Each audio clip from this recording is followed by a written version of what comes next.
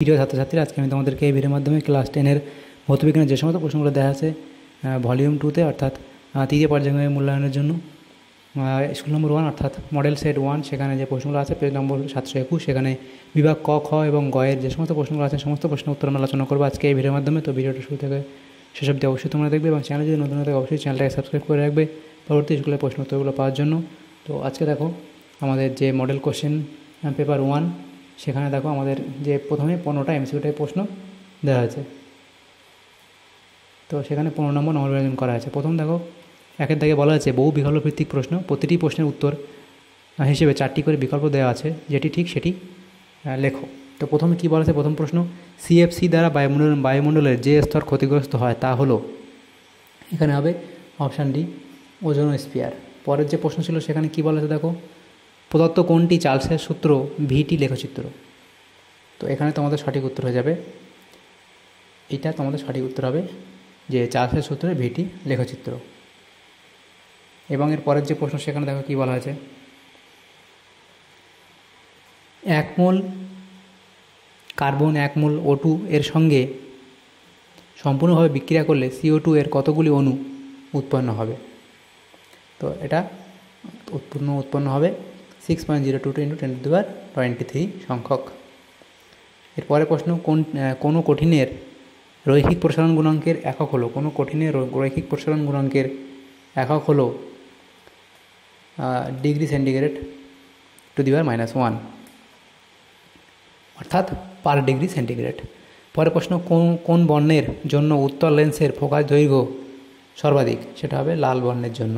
পরের প্রশ্নে বলা আছে বস্তুর প্রতিবিম্ব সর্বদা খর্বাকার ও অসৎ হয় উত্তল দর্পণে, অপশান এ। পরের প্রশ্ন, অ্যাম্পিয়ারের সত্বরণ নিয়ম থেকে জানা যায়, সেটা হবে চৌম্বক ক্ষেত্রের অভিমুখ, অপশান বি। এর পরের প্রশ্ন সেখানে বলা যায় 1.8 দাগের প্রশ্ন, সেখানে বলা আছে R1 R2 R3 এবং R1 বড়, তার থেকে R3 থেকে R2 বড় এবং R2 এর থেকে R1 বড়, অর্থাৎ সব থেকে R1 বেশি বড়। এই যে তিনটে রোধ, তিনটি সমান্তরাল সমবায়ের তুল্যরোধ আর যদি হয় সেটা কত হবে। তো তোমাদের তুল্যরোধটা হবে এভাবে হবে, আরটা সব থেকে বড়ো হবে, তারপর R3 R2 R1 এভাবে হবে। এই আরটা সব থেকে ছোটো হবে এবং এরপরে দেখো R3 R2 এবং R1 এভাবে হবে। নেক্সট প্রশ্ন কী বলা আছে দেখো 1.9, এখানে RA তেজস্ক্রিয় পরিবর্তনে RNA পরিণত হয়, নির্গত কণা হলো আলফা কণা, বিটা কণা নাকি প্রোটন কণা নাকি নিউট্রন কণা। তো এখানে তোমাদের সঠিক উত্তর হবে এই প্রশ্নের আলফা কণা, অর্থাৎ অপশান এ। এর পরের যে প্রশ্ন আছে সেখানে দেখো কী বলা আছে, আধুনিক দীর্ঘ পর্যায় সারণীতে চ্যালকোজেন মৌলগুলি কোন শ্রেণীতে অবস্থান করে, চ্যালকোজেন মৌলগুলি কোন শ্রেণীতে অবস্থান করে। তো এটা হবে 16 নম্বর শ্রেণীতে, অপশান এ। পরের প্রশ্ন, একই সঙ্গে আয়নীয় ও সমযোজী বন্ধন আছে এমন একটি যৌগ হলো, এটা হলো KCN, অপশান ডি। এর পরের প্রশ্নে বলা হয়েছে ভোল্টামিটারে অ্যাসিড মিশ্রিত জলের তড়িৎ বিশ্লেষণের সময় অ্যানোডে, এটা হবে জারণ ঘটে ও O2 মুক্ত হয়। পরের প্রশ্ন ছিল নাইট্রোলিন হলো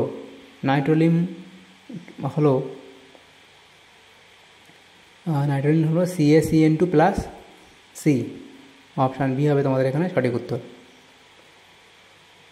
এর পরের প্রশ্ন কী বলা হয়েছে দেখো, প্রদত্ত কোনটি জিঙ্কের আকরিক জিঙ্ক ব্লেন্ডের সংকেত, সেটা হলো ZNS, অপশান বি।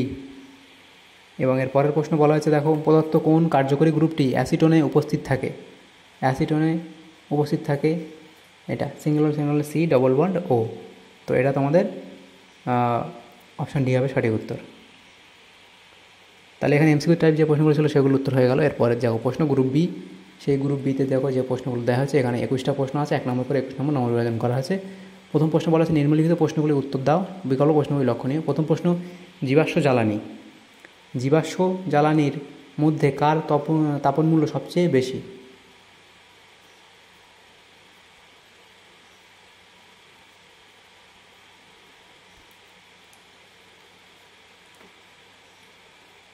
সেটা হবে পেট্রোলের। পেট্রোলের তাপমাত্রা সবচেয়ে বেশি। নেক্সট প্রশ্ন, বায়ুমণ্ডলের কোন স্তরে মেরুজ্যোতি দেখা যায়? বায়ুমণ্ডলের কোন স্তরে মেরুজ্যোতি দেখা যায়? সেটা হলো আয়নোস্ফিয়ারে। বায়ুমণ্ডলের আয়নোস্ফিয়ারের স্তরে আয়নোস্ফিয়ারের স্তরে মেরুজ্যোতি দেখা যায়। অথবা দিয়ে প্রশ্ন ছিল, ওজোন স্তরের ক্ষতির জন্য CF2Cl2 এর কোন পরমাণুটি বেশি দায়ী? তো এখানে তোমাদের সঠিক উত্তর হবে এই প্রশ্নের Cl2 পরমাণুটি বেশি দায়ী। এবং এর পরের প্রশ্ন, সত্য বা মিথ্যা লেখো। একই উষ্ণতা ও চাপে সমায়তন CO2 ও N2 গ্যাসের মধ্যে অণুর সংখ্যা পৃথক। সত্য না মিথ্যা? একই উষ্ণতা ও চাপে সমায়তন CO2 এবং N2 গ্যাসের মধ্যে অণুর সংখ্যা পৃথক নাকি একই? তো এটা হবে মিথ্যে, কারণ এটা ভুল বলা হয়েছে। নেক্সট প্রশ্ন, আদর্শ গ্যাসের অণুগুলির মধ্যে আকর্ষণ বলের মান কত?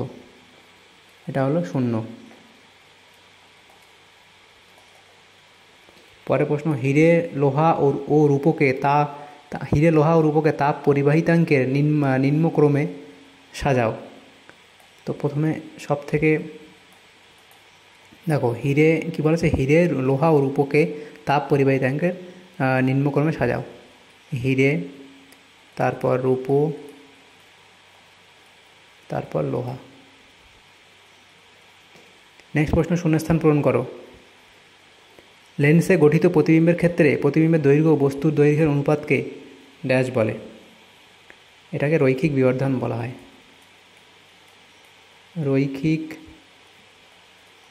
বিবর্ধন বলে। নেক্সট প্রশ্ন, আলোক তরঙ্গের বেগ কম্পাঙ্ক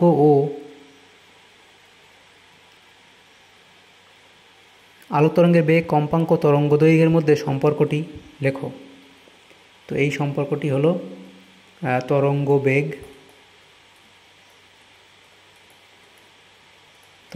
বেগ সমান সমান কম্পাঙ্ক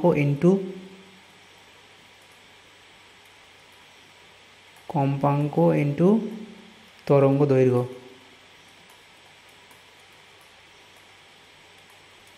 দৈর্ঘ্য। নেক্সট প্রশ্ন কি বলা আছে দেখো, একটি আদর্শ অ্যামমিটারের রোধ কত হওয়া উচিত? একটা আদর্শ অ্যামমিটারের রোধ কত হওয়া উচিত? 0। নেক্সট প্রশ্ন কি বলা আছে, তড়িৎ শক্তির বাণিজ্যিক একক কি? তড়িৎ শক্তির বাণিজ্যিক একক কি? তড়িৎ শক্তির বাণিজ্যিক একক হলো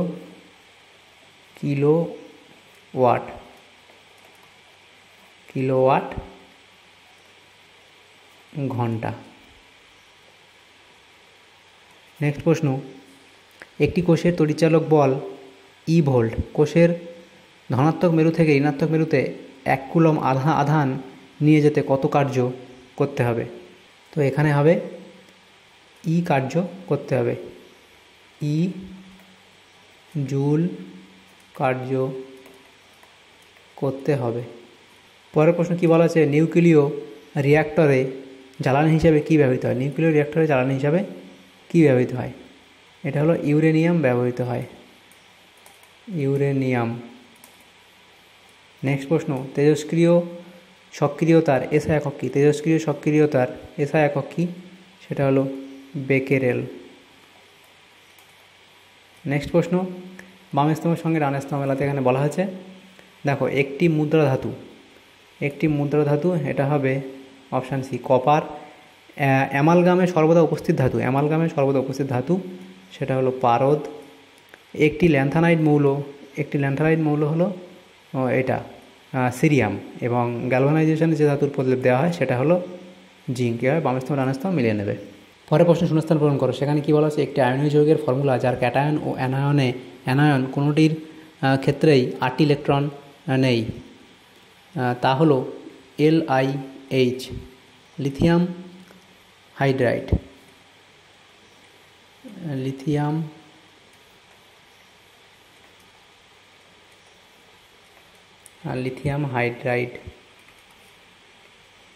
নেক্সট প্রশ্ন, সমযোজী ত্রিবন্ধনযুক্ত মৌলিক অণুর নাম লেখো। সমযোজী ত্রিবন্ধনযুক্ত মৌলিক অণুর নাম লেখো, সেটা হলো নাইট্রোজেন।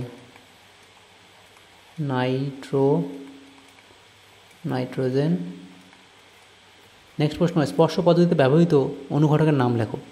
স্পর্শ পদ্ধতিতে ব্যবহৃত অনুঘটকের নাম লেখো। সেটা হলো প্লাটিনাম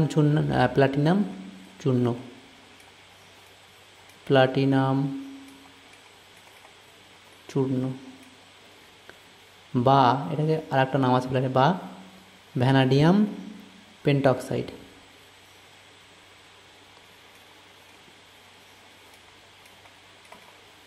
ভ্যানাডিয়াম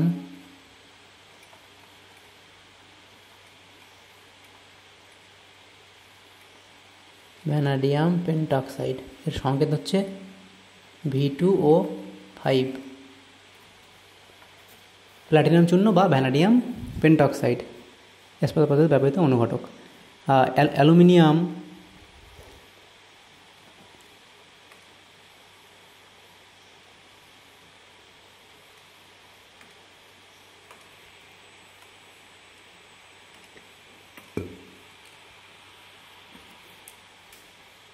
দেখো 2.13-তে বলা আছে স্পর্শ পদ্ধতিতে ব্যবহৃত অনুঘটকের নাম লেখো। এটা প্লাটিনাম চূর্ণ বা ভ্যানাডিয়াম পেন্টঅক্সাইড V2O5। নেক্সট প্রশ্ন, অ্যালুমিনিয়াম ক্লোরাইডের জলীয় দ্রবণে অ্যামোনিয়ার জলীয় দ্রবণ যোগ করলে যে পদক্ষেপ পড়ে তার সংকেত লেখো। এটা হবে অ্যামোনিয়াম হাইড্রোক্সাইড। এটা হলো অ্যামোনিয়াম হাইড্রোক্সাইড।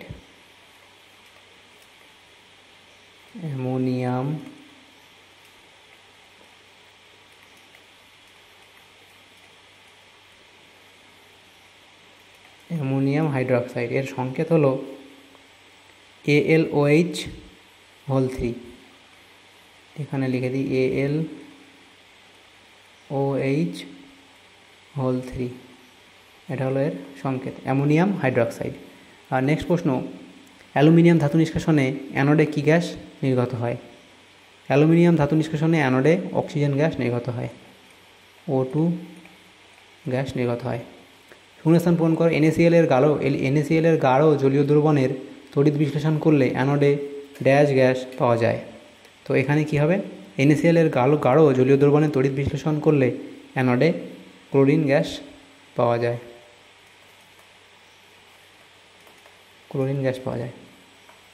তড়িৎ বিশ্লেষণের সময় তড়িতের প্রবাহ কোন তড়িৎদ্বারমুখী হয়? তড়িৎ বিশ্লেষণের সময় তড়িতের প্রবাহ ক্যাথোড থেকে অ্যানোডের দিকে হয়। ক্যাথোড থেকে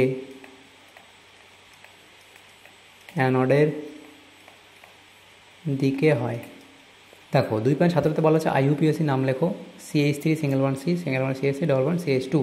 তো এই নাম লেখা পদ্ধতি তোমাদের জানতে হবে, তবেই তোমরা এটা করতে পারবে। তো এর যে IUPAC নাম সেটাকে বলা হয় বিউটিন। দেখো অথবা যে প্রশ্ন আছে বলা আছে CH3 CH2OH এর একটি সমবায়বের গঠনগত সংকেত লেখো। এর একটি সমবায়বের গঠনগত সংকেত সেটা এখানে হবে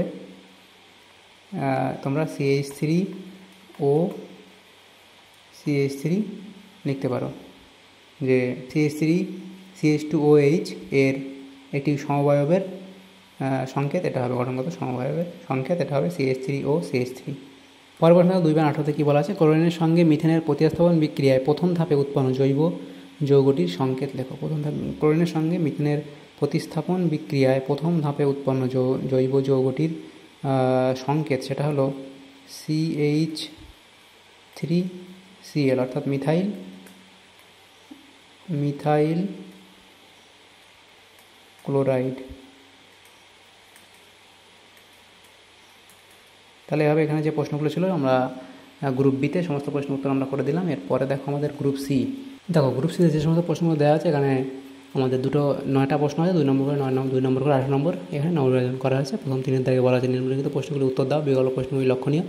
প্রথম প্রশ্ন, মিথেন হাইড্রেটের গুরুত্ব লেখো। তো লিখবে মিথেন হাইড্রেট বলতে বরফের মতো যৌগকে বোঝায় যা জালির কাঠামোর মধ্যে আটকে থাকা প্রাকৃতিক গ্যাস ধারণ করে, যা প্রচুর পরিমাণে গ্যাস সঞ্চয় করার অনুমতি দেয়। এটি একটি সম্ভাব্য জীবাশ্ম জ্বালানি উৎস যা হিমায়িত মাটি এবং গভীর সমুদ্রতলের পলিতে পাওয়া যায়। দেখো 3.2-এর যে প্রশ্ন সেখানে বলা আছে যে উষ্ণতায় 28 গ্রাম N2 গ্যাসের আয়তন 2.56 ATM চাপে 10 লিটার হবে সেই উষ্ণতায় নির্ণয় করো। তো এটা আমাদের প্রথমে বার করতে হবে N2 এর মোলার ভর, সেটা হচ্ছে 28 গ্রাম। তো দেখো একটা N2 এর মোলার ভর 28 গ্রাম, এবং তাহলে দেখো আমাদের যে 1 গ্রাম N2 গ্যাসে N2 এর মোল সংখ্যা কত হবে, সেটা 1/28 হবে, এবং 28 গ্রাম N2 গ্যাসে যে N2 এর মোল সংখ্যা হবে 1 × 28/28 অর্থাৎ 1। এবং প্রশ্নতে দেওয়া আছে কি দেখো গ্যাসের আয়তন 10 লিটার এবং গ্যাসের চাপ কত দেওয়া আছে 2.56 atm। তাহলে আমরা কি জানি PV = nRT, সেখানে আমরা টি এর মান আমাদের দরকার, উষ্ণতা কত লাগবে, তাহলে PV/nR লিখলাম এবং সেখানে PV এর ভ্যালু বসালাম এবং V এর ভ্যালু নিচে N এর ভ্যালু 1 এবং R এর ভ্যালু আমরা বসালাম। তো R এর ভ্যালু আমরা জানি, সেটা আমরা বসিয়ে দিলাম এবং তারপর আমরা ক্যালকুলেট করলে এরকম একটা মান আসবে। তো এটা তোমরা কেলভিনে রাখতে পারো বা তোমাদের ডিগ্রি সেন্টিগ্রেডে কনভার্ট করে রাখতে পারো। এই অবধি রাখলে তোমাদের এই প্রশ্নের উত্তর হয়ে যাবে। দেখো তারপরে প্রশ্ন 3.2 এর অথবা দিয়ে যে প্রশ্নটা ছিল সেখানে কি বলা হয়েছে, দেখো বলা হয়েছে একটি 3.2 এর অথবা দিয়ে যে প্রশ্ন ছিল সেখানে বলা হয়েছে একটি নির্দিষ্ট ভরের কোনো গ্যাসের 90 সেন্টিমিটার Hg চাপে আয়তন 50 সেন্টিমিটার কিউব হয়, 500 সেন্টিমিটার কিউব হলে ওই উষ্ণতায় এবং 60 সেন্টিমিটার Hg চাপে গ্যাসটির আয়তন কত হবে। তাহলে দেখো এখানে প্রাথমিক চাপ আমরা P1 যদি ধরি সেটা কত 90 সেন্টিমিটার Hg, এবং পরে দেখো প্রাথমিক আয়তন যদি V1 ধরি সেটা কত 500 সেন্টিমিটার কিউব, এবং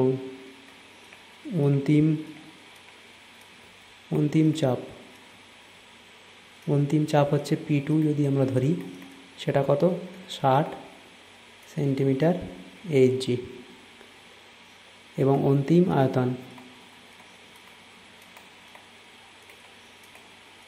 আয়তন যদি আমরা V2 ধরি সেটা আমাদের বার করতে হবে। আমরা জানি V1 = P2 V2। পরের লাইন আমরা কি লিখতে পারি, V2 = P1 V1/P2, এবং দেখো P1 এবং ইন্টু V1 হচ্ছে 90 ইন্টু V1 500, নিচে P2 এর ভ্যালু কত 60। যদি কাটাকুটি আমরা করি, এটা যদি 3 দিয়ে কাটি, 2 দিয়ে 3 × 6 এবং 3 থেকে 9, 2 দিয়ে কাটলে 250, এবং এটা হবে 3 দিয়ে গুণ করলে 750 হবে। তাহলে অতএব V2 এর ভ্যালু কত 750 সেন্টিমিটার কিউব। অতএব ওই উষ্ণতায় গ্যাসটির আয়তন হবে 750 সেন্টিমিটার কিউব। তাহলে এখানে যে অঙ্কটা ছিল এটা হয়ে গেল। এর পরের প্রশ্ন দেখো, পরের প্রশ্ন 3.3 প্রশ্ন। আচ্ছা, অঙ্কটা পরে করছি আমরা, আগে 3.4 প্রশ্নটা দেখে নিই। ফিউজ তারকে বৈদ্যুতিক লাইনের সমান্তরালে যোগ করলে কি ঘটবে? যদি ফিউজটি লাইট তারের সাথে সমান্তরালভাবে যুক্ত থাকে বা যুক্ত করা হয়, তাহলে সার্কিটে কোনো ত্রুটির ক্ষেত্রে একই সাথে ফিউজ বা যন্ত্রপাতিগুলির মধ্যে দিয়ে প্রচুর পরিমাণে কারেন্ট প্রবাহিত হবে এবং এটি যন্ত্রপাতিগুলির ক্ষতি করতে পারে। এবং দেখো এবার তাহলে 3.4টা হয়ে গেল। এবং 3.3 যে অঙ্কটা ছিল সেটা কি বলা, দেখো একটি 5 সেন্টিমিটার দীর্ঘ বস্তু উত্তর লেন্সের সম্মুখে রাখা হলো।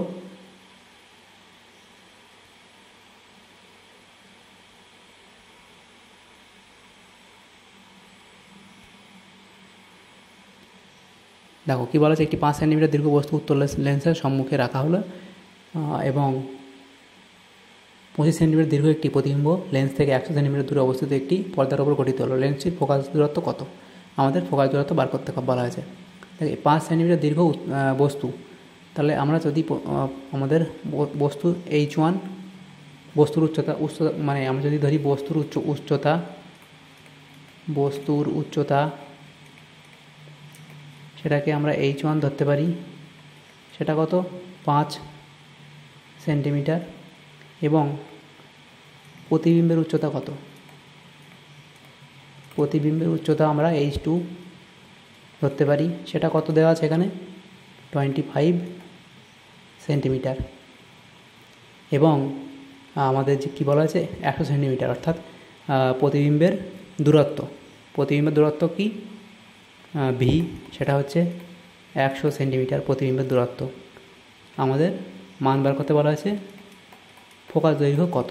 তো আমরা এটা ভি 100 সেন্টিমিটার, তো আমরা বস্তুর দূরত্বটা কী করে বার করব, প্রতিবিম্বের দূরত্বটা তো জানি। আমরা যদি বস্তুর দূরত্ব বার করতে পারি তাহলে আমরা সূত্র বসাতে পারবো 1/v প্লাস 1/u বা 1/u প্লাস 1/v সমান 1/f। এখান থেকে আমরা ভি এর মান এফ এর মান বার করতে পারবো যখন আমরা ইউ এর ভ্যালু জানবো। তো ইউ এর ভ্যালু কী করে আমরা বার করব, তো আমরা জানি রৈখিক বিবর্ধন এম।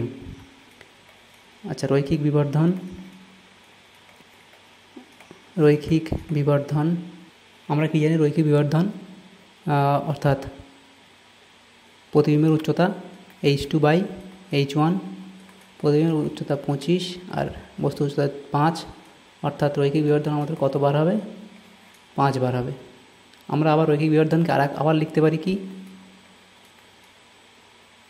v/u আকারেও লিখতে পারি। তাহলে m এর ভ্যালু 5, এদিকে v/u, অতএব আমরা পরের লাইন কি লিখব, 5 সমান আমরা ভি এর ভ্যালু তো জানি 100 সেন্টিমিটার এবং ইউ এর ভ্যালু জানি না, এবং এদিকে 5 দিয়ে কাটলে 20, অতএব ইউ কত হবে 20 সেন্টিমিটার। তাহলে আমাদের ইউ এর ভ্যালু জানা হয়ে গেল। তো আমরা এবারে এখানে ইউ এর ভ্যালু বসাবো, 1/v এর জায়গায় 100 বসালাম, 1/u এর জায়গায় 20 এবং 1/f, সেখান থেকে আমাদের এফ এর ভ্যালুটা জানতে হবে, অর্থাৎ ফোকাস দৈর্ঘ্যের ভ্যালুটা জানতে হবে। পরের লাইন আমরা লিখবো 100 হবে লসাগু, 1 প্লাস এটা হলো 5 × 100 অর্থাৎ 5 সমান 1/f। পরের লাইন আমরা লিখতে পারি 6/100 সমান 1/f, এবং দুই দিকে আমরা উল্টা দেবো, তাহলে দেখো 100/6 হবে এখানে, আর এখানে এফ হবে। অতএব এটা কাটাকুটি করলে 6 × 96 পয়েন্ট কত আসবে, 6 × 96 6×6 36, তাহলে এই 16.6 এরকম একটা আসবে। তাহলে তোমাদের সঠিক উত্তর হবে 16.6 সেন্টিমিটার। ফোকাস দৈর্ঘ্য কত হবে, 16.6 সেন্টিমিটার। তো এইভাবে তোমাদের এই অঙ্কটা করে নিতে হবে। তারপরে দেখো যে প্রশ্নগুলো আছে, পরের প্রশ্ন কি বলা আছে 3.5, সেখানে যে প্রশ্নগুলো এখানে দেওয়া হয়েছে 3.5-এর দাগের প্রশ্ন, সেখানে বলা আছে সমযোজী ত্রিবন্ধনযুক্ত একটি যৌগিক অণুর লুইস ডট চিত্র আঁকো। আচ্ছা, এর আগে একটা প্রশ্ন আমাদের বাদ গেছে মনে হয়। হ্যাঁ, এই যে কোনো আলোকরশ্মি প্রিজমের মধ্য দিয়ে প্রতিসরণের ক্ষেত্রে চ্যুতিকোণের পরিমাণ কোন কোন বিষয়ের উপর নির্ভর করে, সেটা হলো প্রিজমের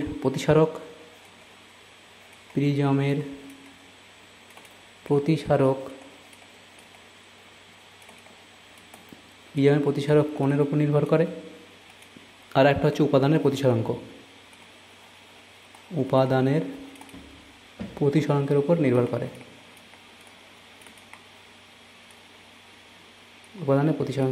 করে। তারপরে দেখো যে প্রশ্নটা ছিল যে সমযোজী ত্রিবন্ধনযুক্ত একটি যৌগিক অণুর লুইস ডট গঠনচিত্র আঁকো। তো এখানে তোমাদের লুইস ডট গঠনচিত্র আঁকতে হবে 3.5-এর। এটা সমযোজী ত্রিবন্ধনযুক্ত একটা যৌগ হলো, এটা নাইট্রোজেন N2, এর যে লুইস ডট চিত্র সেটা তোমরা এভাবে আঁকতে পারবে। নাইট্রোজেনের যে বাইরের কক্ষপথ, সেখানে 5টা করে ইলেকট্রন থাকে এবং আর একটা নাইট্রোজেন, সেখানেও তার বাইরের কক্ষপথে 5টা ইলেকট্রন। তো এভাবে যে তারা যদি এই যে এর বাইরে কটা 5টা, এর বাইরে 5টা ইলেকট্রন, তাহলে যদি এরা এর 3টে ইলেকট্রন নিয়ে নেয় একসাথে, তাহলে এর 8টা ইলেকট্রন হয়ে যাবে। তো প্রত্যেকটা এলিমেন্টই চায় তাদের বাইরের কক্ষপথে 8টা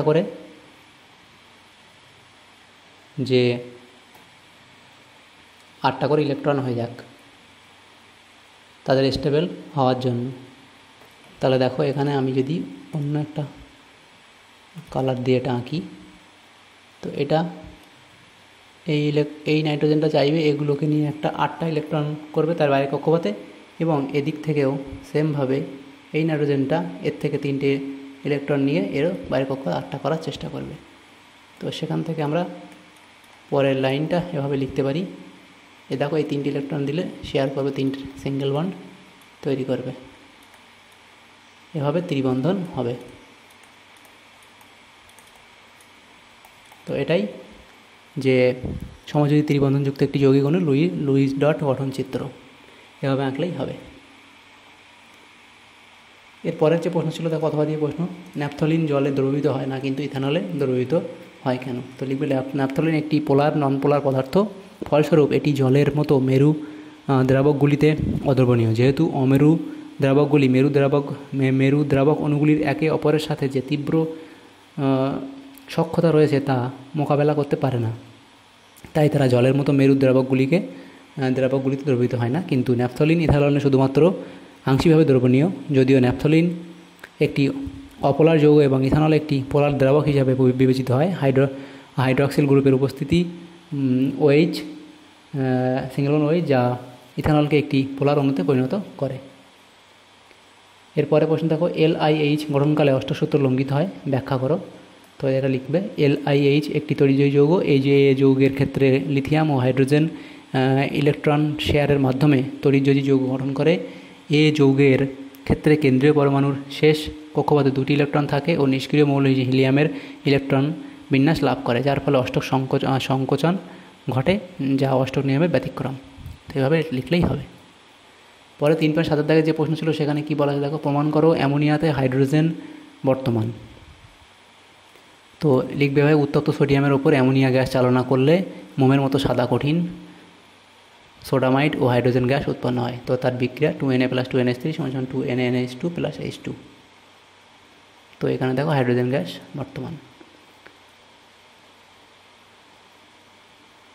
দেখো এখানে N এর সাথে NH3 বিক্রিয়া করার পরেই উৎপন্ন হয়েছে H2 উৎপন্ন হয়েছে। তো সেখানে কি বলে, অ্যামোনিয়াতে হাইড্রোজেন উপস্থিত। তো এখান থেকে দেখো হাইড্রোজেনটা এসছে, তো সেটাই এখানে প্রমাণ করতে বলা হয়েছে। অথবা প্রশ্ন ছিল অ্যামোনিয়া গ্যাসকে গাঢ় H2SO4 বা অদ্রাব্য P2O5 CaCl2 দ্বারা শোষণ করা যায় না কিন্তু CaO দ্বারা শোষণ করা যায় কেন, সেটা এখানে অবধি লেখা আছে, তোমরা এটা লিখে দেবে।